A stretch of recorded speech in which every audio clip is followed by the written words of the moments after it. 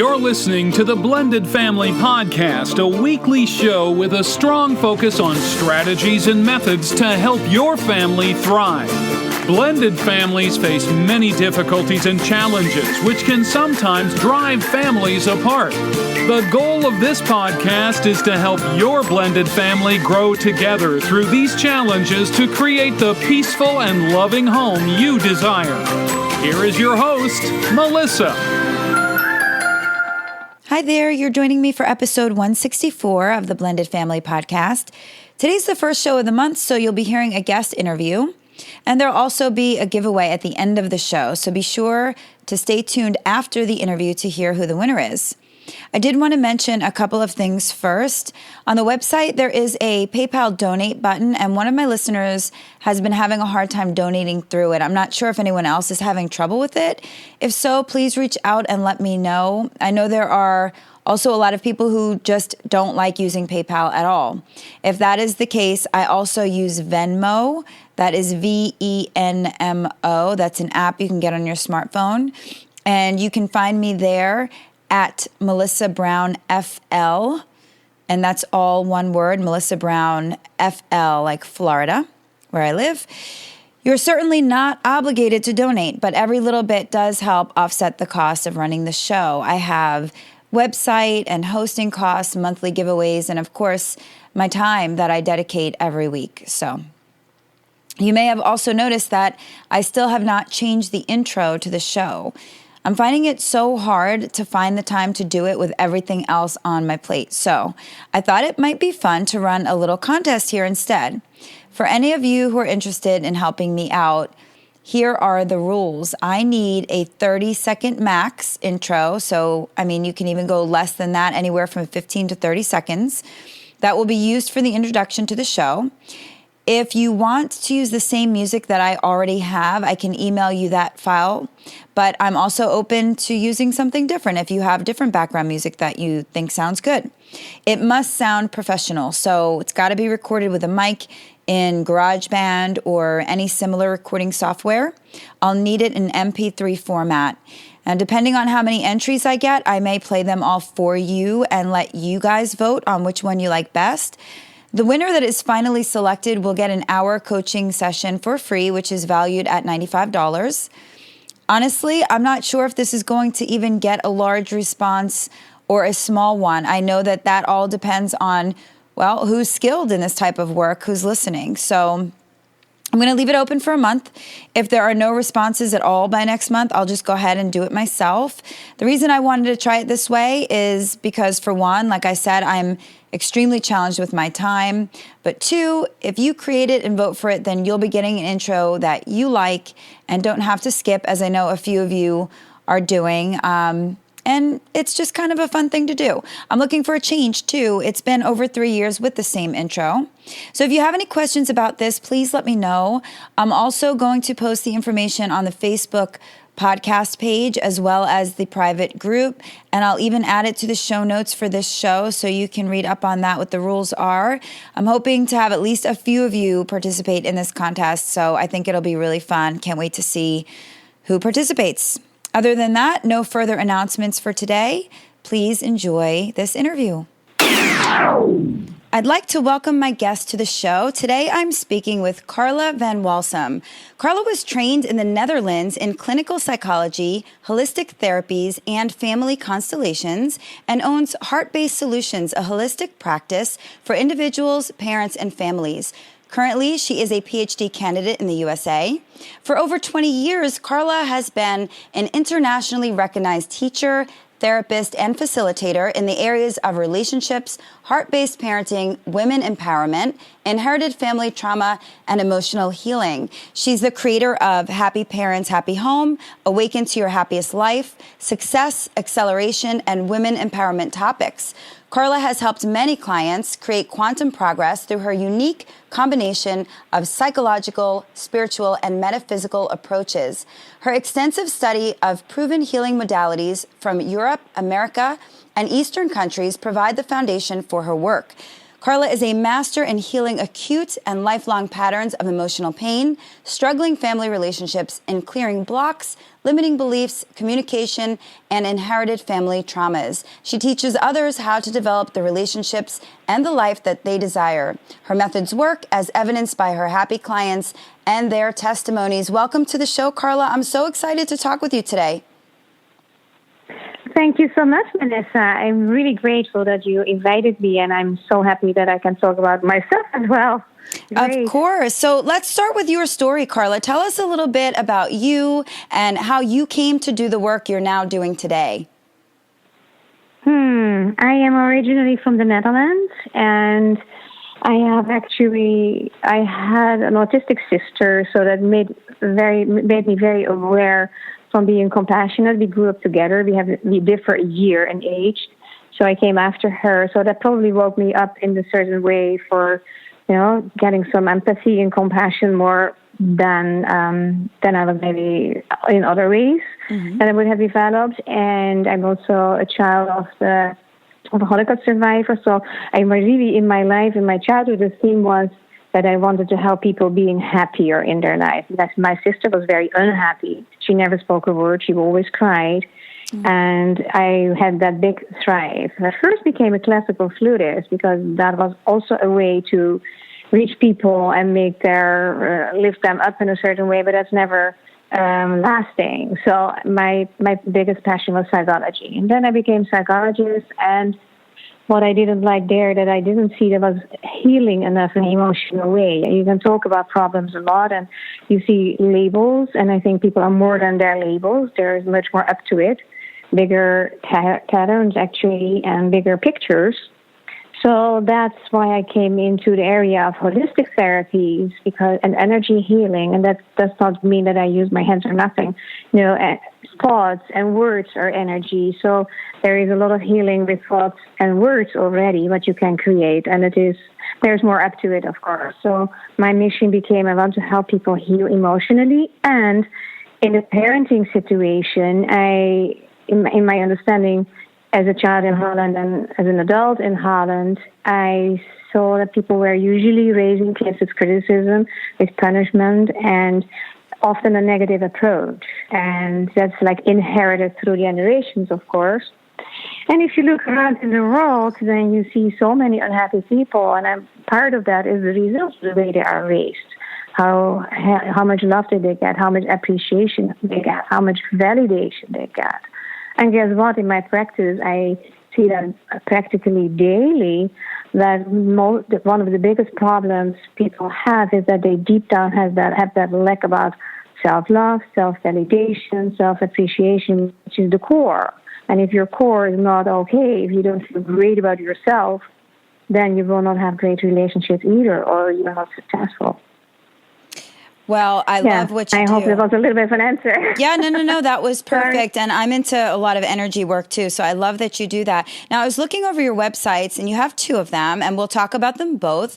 You really do offer a lot. I mean, as you can see, and even the bio that I read, it's a very extensive list of services. So let's start with the first site, which is actually your name, and I'm going to spell that out for the listeners. It's going to be www.carlavanwalsum.com, CarlaVanWalsum.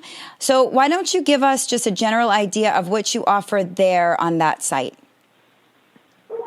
Well, my business name is Heartbeat Solutions, and that is related to Carla Van Walsum because they told me it's a good idea to brand your name. And since I'm the only one in the U.S. with that name, that's helpful, right? Mm-hmm. So Heartbeat Solutions, it's like that I want to connect the conscious, that I work with clients consciously and subconsciously or unconsciously with their unconsciousness in order to help them heal and clear, etc.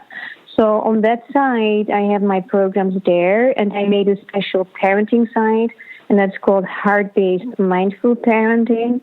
And that is more specific to parenting. And what I do with parenting is when I get clients that say, fix my child, I say, well, I don't, because I don't fix children. They are not broken. There are other ways we can do. And I often work more with the parents than with the children because the parents live with the children. And to bring them into therapy week after week, they get also the feeling something is wrong with me. That's what I don't like either. So my parenting is geared towards a better communication and more connection instead of disconnection, which is a very hot topic for blended families, but also for teenagers. And yes, you wrote it so nicely back to me.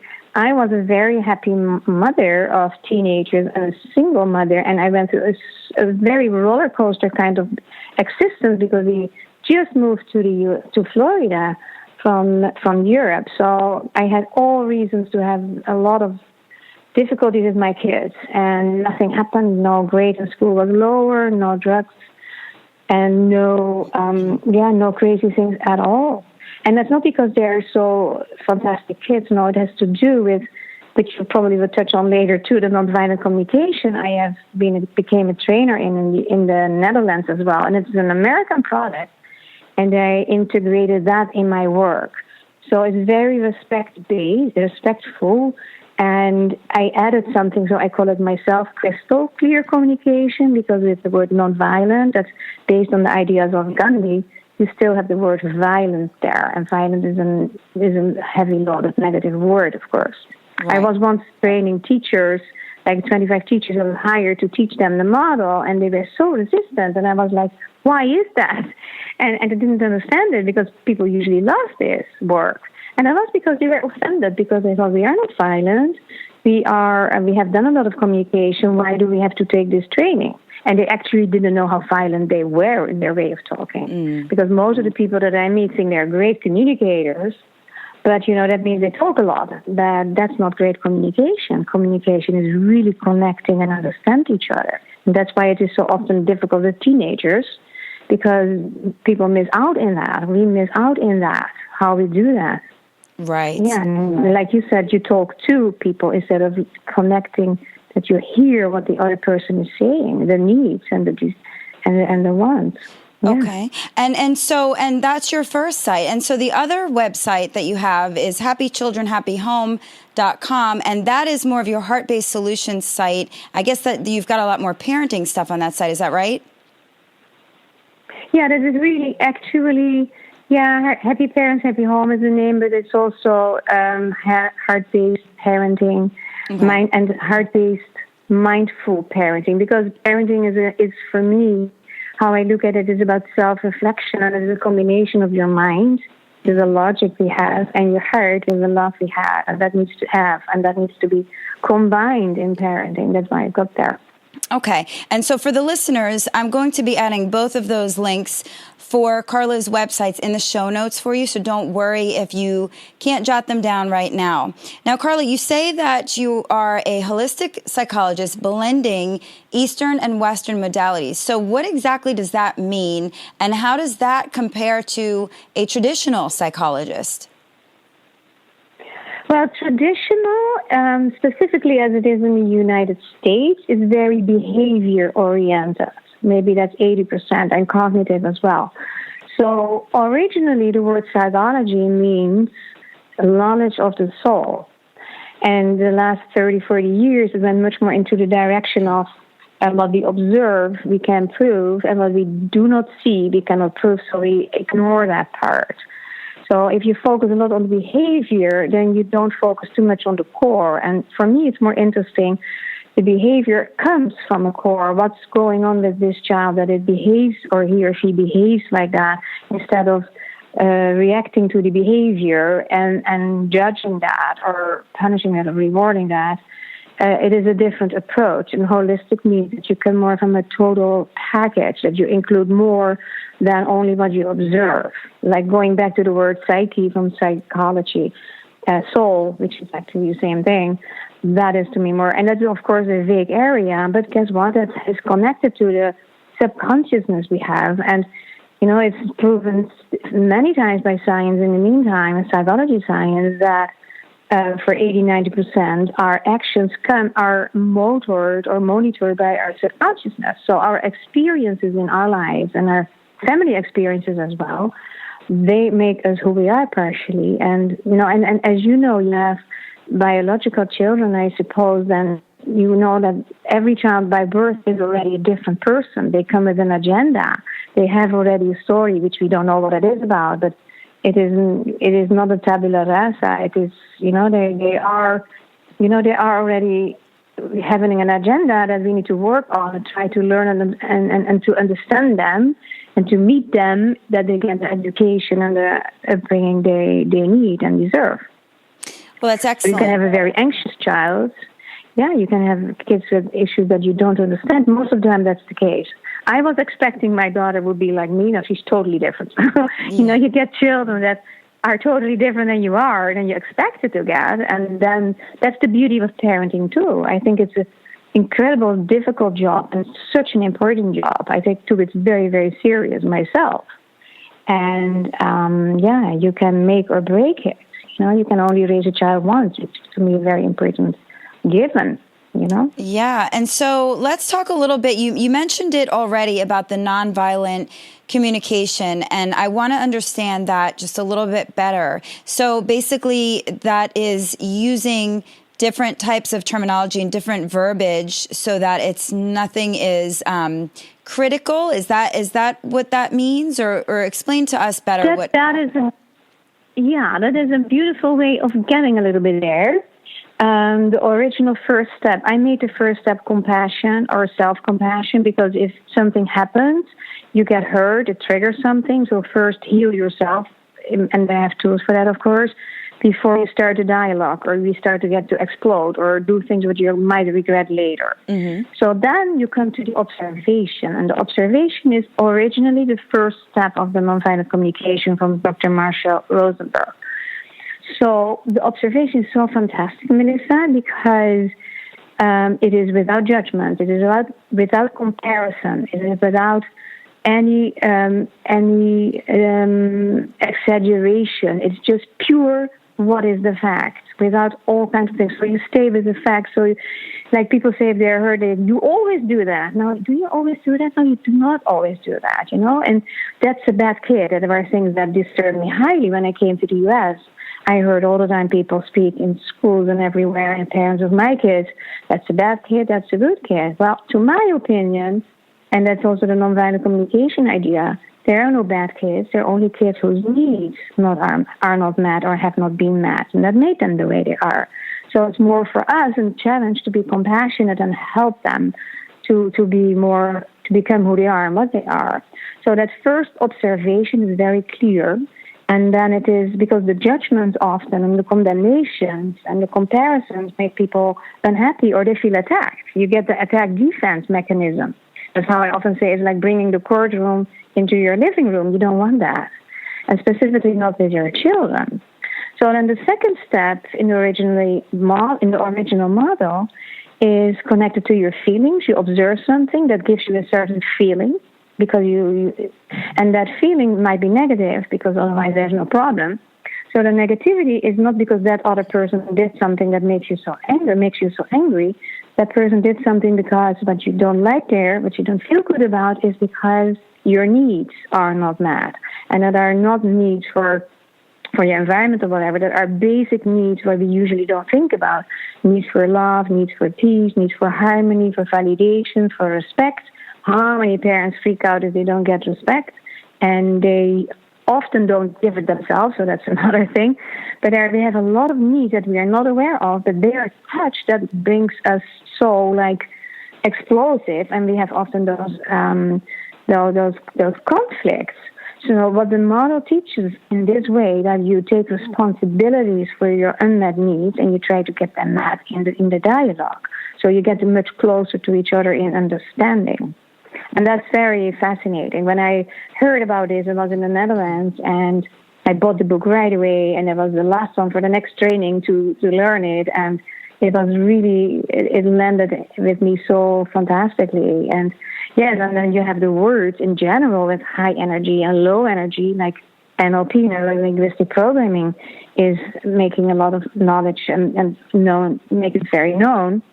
So that altogether works very well. If you have a very sensitive child, if you use a lot of negative words, you will get more difficult behavior than when you would choose different words for a child who's easily upset about whatever you say. Does that make sense? Yes, absolutely. And I love that, because I teach all the time about healthy forms of communication, and definitely with children. You don't want to break a child's spirit because you react too quickly and don't communicate the right way. So I love that. And the other question that I have no idea what it is constellation work. I saw that on your page, and that is something I've never heard of before. So what is it? It is a European method, and it is actually translated wrong because constellations, you think about stars, it has nothing to do with that. It is more making visible hidden dynamics in the family or between people. And you can also call it lineups. That would be more appropriate. So it is a method that reveals what is hidden and what is on deeper layers. So, for instance, if you have also the word there, inherited family trauma, you have seen that too. Yes. There's a lot of science that shows that we carry much more from ancestors, like your parents are already ancestors, your parents and grandparents. And certainly, if you go back to parenting, educational styles are inherited. But that hopefully is not a trauma, which I think is for most of the people anyway, because look around, how many people are not happy? So many people got a lot of shortage in their childhood. So it's carried on from generation to generation too. But this family constellations is also called systemic family work, developed by Dr. Bert Hellinger in Europe. It's very, like I said, very well practiced and well known there, and so effective for a lot of issues. So what is interesting, like bringing it here to the blended family situation, if there is, for instance, two families that blend together, like I've experienced several times, and then there's, for instance, a 7-year-old child that is really rebellious, doesn't like it, doesn't want to accept the new father in the home, is absolutely connected to his biological father, because the first bond we have is with our biological parents, and it's a very deep one. And that is something, if you don't respect that in the child, if you try to violate that, like you have to accept this man as your father, and they don't do that, then you break a law, you break a natural law. You force a child to something that doesn't work, and that creates already problems. It's something that is, we need to respect our children in that, and the biological parents deserve the respect for how they parent, and the step-parents have another role. It's different. So this, coming back to the 7-year-old boy that is difficult and etc., I worked then, for instance, with footprints, like in all sizes, and I let him choose footprints for himself on the floor, put it on the floor, and choose a pair for his mother, his father, and then the situation as it is with a new stepdad or the girlfriend of the father, whatever. So the way the footprints are mapped out, and kids do that very intuitively because they don't have a lot of prejudice yet, then you can see exactly where the child is. Is he in a position that he feels lonely? Is the mother doing her own thing because she's licking her own wounds from the divorce or everything? Does he feel supported? Is he angry? Because I have also then stuff that I choose from. If this is love, for instance, a pink circle. If this is love, where would you put that? Now, if he puts love on his mother's footprint and he puts love on his father's footprint, but he doesn't put it on himself, then you right away know, oh, this guy has really a problem. That's probably why he is difficult and hyperactive. So you have, like, in 5 minutes, you can map out the underlying dynamics in the family, which is very helpful to, I don't have to talk hours to convince parents that the way of talking will be helpful or yada, yada, yada. This mapping out convinces them, and they realize it's most of the time they have to work on themselves and the way the dynamics are in the family, like forgiving the ex-husband or forgiving the ex-wife, and to bring that back to harmony, which affects the kids, of course. Great. I love that. And so that's super interesting. And it's something that I think that we need more of, definitely in the States, because I have not been seeing a lot of people working with that. What I really want to get into next, because all of my listeners are parents, whether a step or bio, and mostly all of my listeners struggle in some way or another with raising the kids, especially teenagers. And I was reading on your site that you didn't struggle as much raising yours. And in fact, you even enjoyed the teenage years. That was some of your favorite times. Yes. And I've never heard anyone say that. So I really want to know more about that. Obviously, kids and teens have very similar issues. So, Carla, what set you apart? What did you do differently in your family to make things run much smoother with raising your teenagers? I love the question, Melissa. And let me be clear. I extremely enjoy the young years too. They were hard for me because two of my kids decided not to sleep, so that was difficult. But I loved those years too, yeah. But what I like with the teenagers, what I did do differently is a different approach. And I used the word respect a few times, so I have always been respectful to my children. I always is another word that you usually use, but like I had always at least the attention. But most of the time I was very respectful. So that is one way, because if you want to have a good relationship with a teenager, and if you start to punish, like, give me your phone if you do this, and you get grounded because you have a bad grade in school, you lose respect as a parent, because the child themselves, they will think, well, that's kind of silly because I try to do my best, or I will be now respectful or polite, which is more politeness, in order to get my phone back. That's not a real respect. Mm-hmm. And a lot of parents use methods like this, and often indicated by therapists, to do it that way. And we miss out in the education of our children to teach them a peaceful, harmonious conflict resolution. Because if I say to a woman, like, if you do this to your teenage daughter and your husband doesn't listen to you, do you take his phone? Do you take his clothes? Do you take his computer? No, you wouldn't do it. And why would you do this to your child? Because it's a power struggle, and teenagers, yes, they want more freedom, so the power struggle is right away there. I have on my website indeed a program about how to eliminate the power struggles, and it is not necessary. Now, it is not true that I gave my kids always everything and the yada yada things, or no, but it is in a different way, because a lot of punishment is simple revenge. You don't do what I want you to do, I will get you. And this is what you get. And that's not consequence. Consequence is something else. And I can, for instance, compare it like this. If one of my sons wanted to borrow my car, that is fine, but my dominant intent is, that's how I live, I want to feel good. I don't want to worry.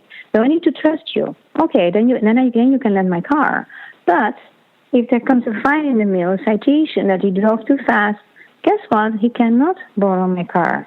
Not because, you don't get it anymore. No, it is, I want to have peace of mind. That's one of my needs, right? And if I cannot trust you, I don't have peace of mind, so you cannot have my car. Now then, the child or the teenager will think more about his or her behavior, and it resonates with them because they all want to be trusted, and they hate it when their parents say, I cannot trust you. And you have to live your trust on all these statements that we know. There are many of those statements that what they should and shouldn't.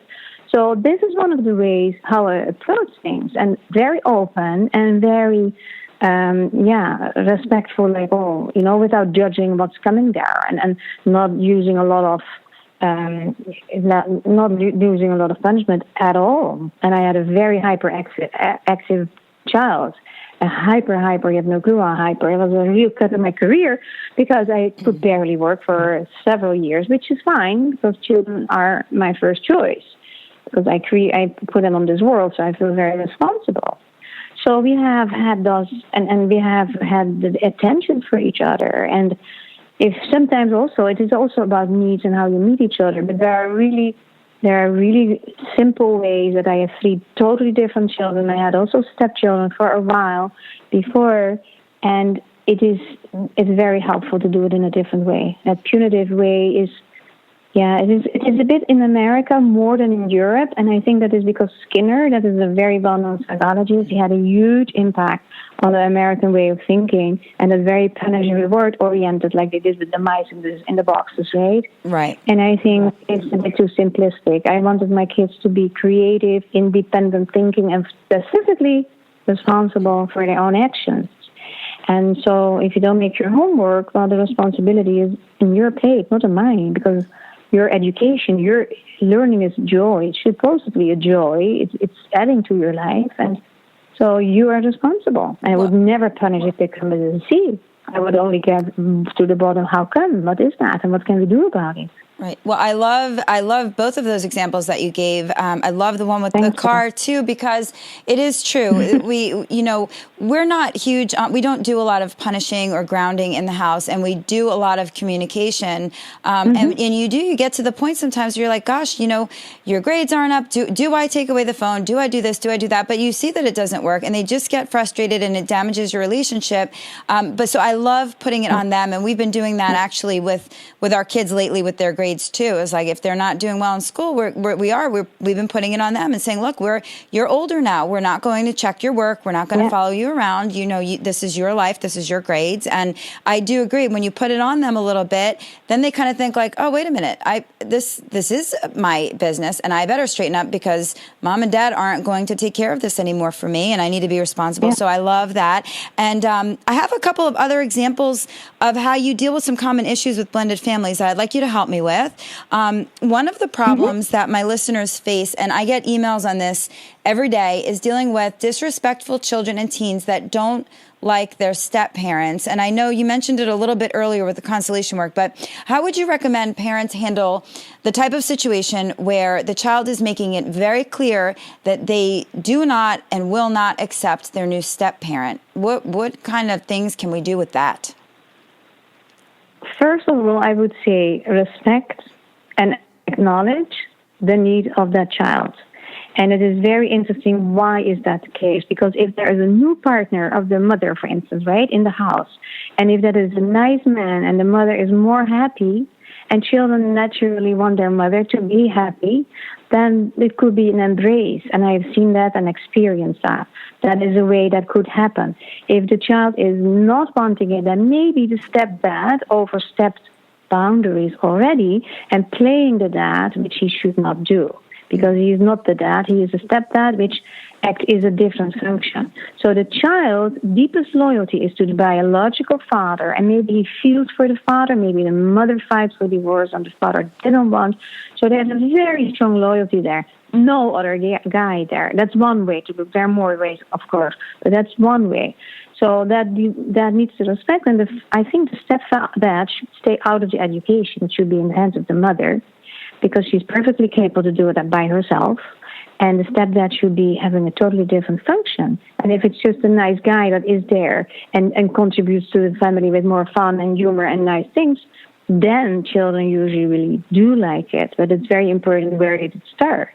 There are a lot of women that feel like if they don't like their ex-husband anymore and there's a new guy in their life, they actually want to forget about that. And they give the guy more respect or more. So kids observe that. I mean, children are just people in small bodies. And yes, they have to learn things, but they get so much more. And teenagers give it everything what is off and not totally right. The teenager will put it in your face. So that is also interesting for a parent because there's something to learn. So you cannot have the stepdad that taking that role, and that was in the past. Like now we speak about feelings today, right? There's much more what we know and are aware of, so that is great, I think. But if you look like 60 years ago, 80 years ago, and I deal with people like that because I do also grief counseling, then you hear that they had a stepdad and it was hell, or it was like incestuous, or there was something that was often very, very problematic. So it is not as easy, but I love blending families because if it is love-based, it is just an opportunity after the difficulties of, for instance, a divorce, which is never fun. It's healing too, because love is healing. Love is the most powerful force. So that's where you also need to focus on. And respecting the child in that he or she doesn't like it, and that needs to be spoken about, and asking and listening to each other. And not being upset about it, and then you keep your children at home. You don't get children that they run away as fast as they can. You get your babies, I think, to have a beautiful future with it and great relationships. And it's very often disappointing for parents because of a lot of reasons. So what you're saying is, but the first thing you need to do is validate that child and try to get to the bottom of why the behavior is happening. Yeah, okay, I like that, because I think that there's a lot of times that we think they're just a kid and it doesn't matter how they feel, and that's not true. They do. Yeah. Okay, great. And the other problem. And Melissa, if I may say something here, because it's very important. Mm-hmm. Yes, because they're just a kid. Do you see the lack of respect there? Because it means that you don't take serious the feelings of your child, and they just have to take it because of the money or because of the choice of the parents. And that is a power struggle thing too. My choice is important. I want my needs met, and you don't care. So they become rebellious, and that translates often in disrespectful behavior. So that comes from somewhere. Well, and everybody with children knows that these little ones are loving their parents. The little ones, 1 to 3 years old, they really love themselves, love everything, and want to please their parents. They just want, that's how the nature of a little kid is. So if that changes in education, something went in a certain way, that made that change in that negative direction happen. Yeah. And I think that does happen a lot with divorce, where parents make this decision to get divorced. It has nothing to do with the children. The children don't want it. And the children then are just expected to follow along and go along with whatever the parents decide. We're moving here. We're going to move in with my partner. There's some other kids involved and whatever it might be. And the kids have no say in it. And I think that's why there is a lot of pushback. So, okay, good. Yeah. And so let's move on. The next thing, the other problem that I have a lot in my community is parents who have different parenting styles, specifically in the blended family, because I know that even in bio families, parents don't always agree. But let's talk about blended families. And let's say two people come together and maybe they both have children from previous marriages. So, and they cannot agree on discipline or structure. So tell us, how do you help families navigate that? Because that is very, very challenging. Yeah, different structures. I would say, again, if it is like in the blended family that the mother who has her own kids raises her kids more, and the father that brings in his own kids raises them, and then it is always about communication as well. It's always about the communication from where are we standing, and I think that's very important. That talking about that, because it is. It brings us again back to respect. And if it is fun, what do you have against it? You don't have much against it if the new partner is fun. So if the communication is open and everybody feels heard and understood and their needs are met in a certain way, because if you say, but you said, yes, you did before, and you go to another and now you move into this house, that is a lot. That is just a lot. And I truly believe that love can overcome everything. Now, then we have these different styles, how we do conflict resolution, and you get often competition. I mean, this is an important thing, too, what the family constellation work shows so clearly. Mm-hmm. And everybody has that. We are very loyal to our own family, as a mother to yours, as a father to his. Now, if you get competition, like how you raise your kids, I don't know how you do it, I cannot do it like that, and that's already a lack of respect, right? So it means I actually think I do a better job. The moment you start to think that, you bring in competition in the relationship. And to my opinion, competition is the end of friendship or the end of relationship. It's not healthy. So if you start to compare and you think you're better or your method is better, that's where the fight starts. So that is something that needs to be brought to, like, even, this is your style, this is my style, and if it's really, so for instance, the one likes to spank, and the other one doesn't want it at all. That is something that is huge in difference of opinion, and that's very confusing. So first, the parents need to come to an agreement. If my partner would like to spank, I would not be with him in a house more than a half hour, I think. But if I like the man and he has ideas that I don't like at all, I would talk with him before he would move in my home, that we have agreement on important things. And little things are not so important too. And it is often the fear. The fear is the line in the education in itself, right? And the fear for they're not respectful, the fear for what if, the fear that don't do well in school. Totally forgetting that school needs to be fun too, because it's education. It should be nice. It should not be so stressful. And today it is so stressful. So we make also as a society life complicated. So if that's also a very important aspect to realize in what I say, like parenting is about self-reflection. What is the fear I have? If the fear is my motivation, that's not love-based, that's fear-based. That's totally different. So why am I fearful of this? What are my fears here? How come? Because why do you need to spank a kid? I mean, there are a lot of people today not liking that anymore, but the whole idea is, do you spank your wife if she doesn't listen?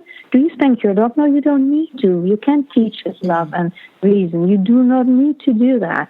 So if you have big differences, you can it will only disturb when it is crossing some boundaries or where certain ideas are not so great. Otherwise, if it's from both directions, love-based and kind and friendly and respectful, then you're pretty on one line, and you're still different people. You can never be totally on one line because you're different people, so better acknowledge it. And sometimes, yes, kids might use that to their advantage. Well, sometimes it's nice to have a little bit of an advantage too. It's not that important, I would say. If the communication between the parents, if that is respectful and not thinking I'm better than you or I do a better job than you, holy moly, that's one of the biggest reasons why it goes wrong. You agree with that? Yeah, absolutely. And I'm always preaching how important effective communication is, not just between couples, but for the entire family. And I talk about it all the time on the show. And you have been wonderful in sharing all of your tips on effective communication today. And like we said, most people talk at one another, and we want you to talk to one another and listen and not just react to what's being said. And that's what most people do. They don't really listen. They're just thinking of what they're going to say next, and we're going on reactions. And so, totally agree on that. Carla, we're running out of time, actually. So I know that there's no way that we can touch on everything that you have to offer. You have taught us so much today. Before we go, can you offer any last words of advice or a takeaway today for my listeners? Yeah, I think about a nice takeaway. If you go to my website, Happy Children, Happy Home, or Happy Parents, Happy Home, it's the same. I offer there a free cheat sheet with 11 tips how to create or instill more respect in the family. And that's really a nice sheet that I wish that every family would have. So people that want to have really more respectful relationships in the house or with their children, they can download it from there and they get it right away sent to them by email. So that is a great way to do that. You go to happychildrenhappyhome.com and you sign up there on the website. That's wonderful. And I will make sure that the link is in the show notes. Thank you so much for joining me today. Listeners, I encourage you to check out both of Carla's websites to find out more information on her. And that is carlavanwalsum.com. And I'll spell that for you.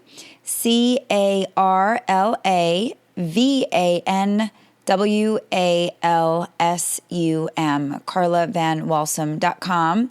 And also her other site is happychildrenhappyhome.com, both which will be in the show notes for you. You can see there all of her online courses, seminars, coaching packages that she has to offer. So I hope that that is helpful and that you enjoyed that interview. As far as the giveaway today, I'm giving away a copy of the movie Blended, which of course stars Adam Sandler and Drew Barrymore. This is one of my all-time favorite movies ever, and it's great for the whole family. The winner this month is summerfelix@yahoo.com. I will be emailing you to arrange shipping on that. Remember to be automatically entered into these monthly giveaways, which are always the first show of every month. All you need to do is just be a member of my list. So if you want to do that, just go to blendedfamilypodcast.com/subscribe. Thank you for joining me on this episode of the Blended Family Podcast, and I'll be back next week with another show. Bye. You have been listening to the Blended Family Podcast. For more information, please visit the website at blendedfamilypodcast.com. Remember, to create the peaceful home you desire, all you need is love.